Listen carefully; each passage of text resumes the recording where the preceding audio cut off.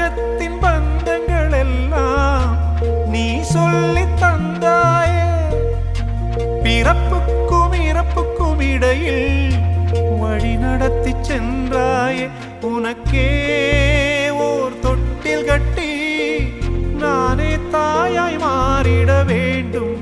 ஆராரிராரோ நான் இங்கே பாட,